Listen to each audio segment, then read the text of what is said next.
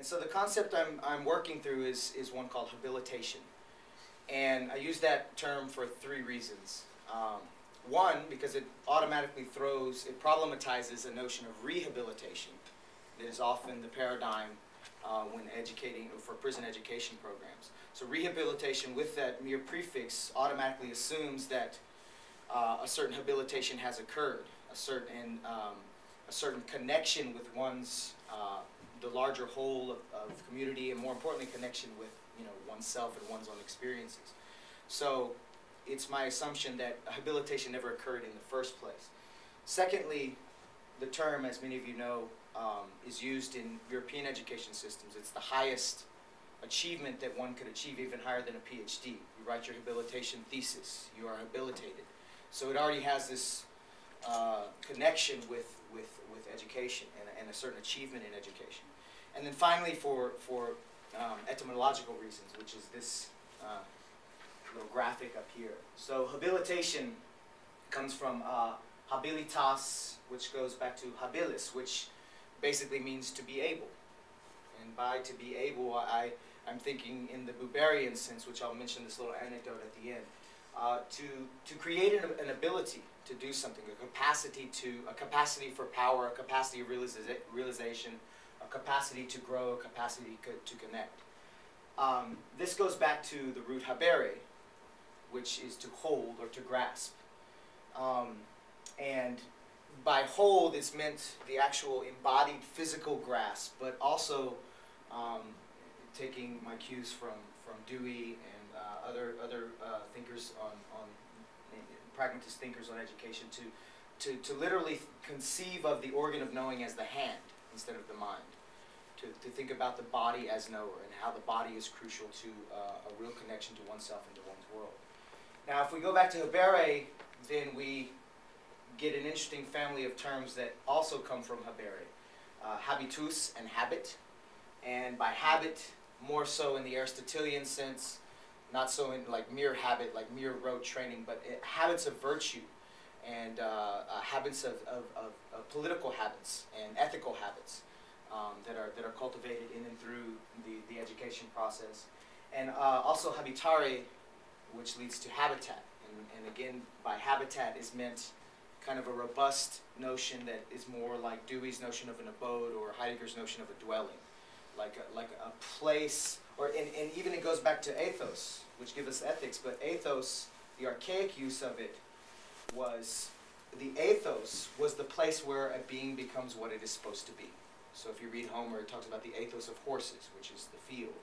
So the ethos is the place in which a being thrives and flourishes and dwells. So that's the sense of habitat that is using here. So the idea is that thinking of an education genuinely as habilitation, to make able, that develops these positive habits of virtue, and positive political habits, habits of community, and also that encourage and develop and are necessitated by a genuine habitat or abode. And so, this as an alternative, especially in the prison, to the two models that are offered, namely some kind of evangelical model, which to me is just kind of an escape that doesn't address all of the Marxian, Feuerbachian critiques of religion, doesn't really address the kind of deep social problems that are revealed by the prison, or some kind of obsolete technical training. No computers, no internet. I mean, just think about someone who's been in prison for something as small as 5 years, has no idea what Google, Facebook, any of that is.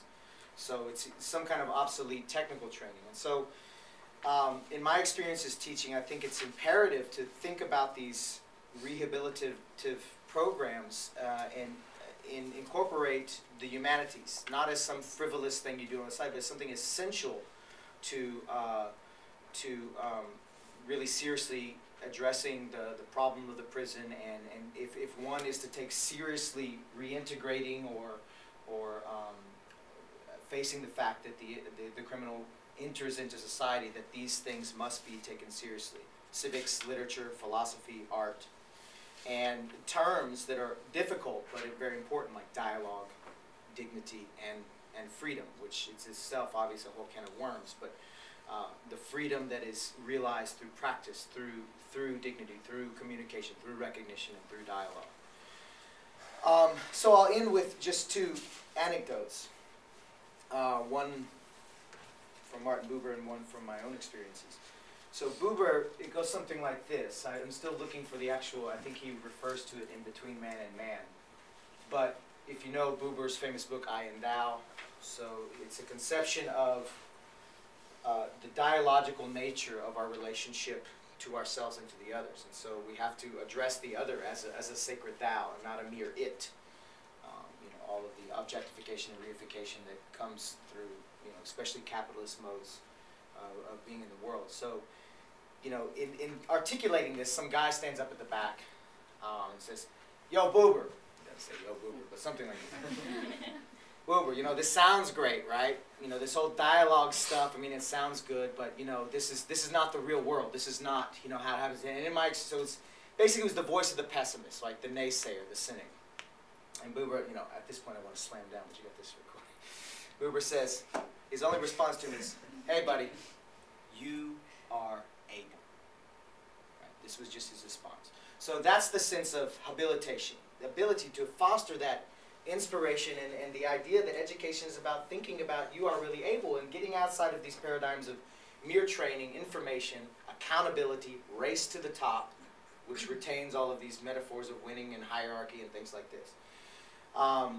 The second story comes from my experience teaching at a prison unit in Sugar Land, which is actually Tom DeLay's district outside of Houston, which has about 5 prisons. And, you know, I mean, this is probably 5 years ago now, so, you know, wet behind the ears, still am.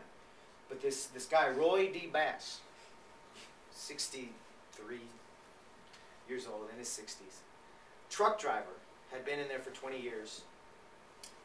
We were doing Descartes, I believe, of all things, right? The most kind of abstract, you know, here's this guy sitting alone in his room looking at melting wax, right? And Roy D. Bass comes up to me and says, "You know, I never felt so free as when I'm in this classroom after one class." And so it's that kind of, you know, hunch, that kind of experience of freedom through the educative process, through dialogue, through mutual recognition that I think really should be seriously considered in not only in the prison, but, you know, as I develop this project, you know, it's a broader critique that's not, again, not all that new of education as such, and rethinking the important things that should be on the table in every education, whether it's early education or primary education. And so I'll close with the famous quote from Dostoevsky: "The degree of civilization in a society can be judged by entering its prisons," with a reformulation. "The degree of civilization in a society can be judged by how it educates its prisons. Even more, the degree of civilization in a society can be judged by how its prisons educates it."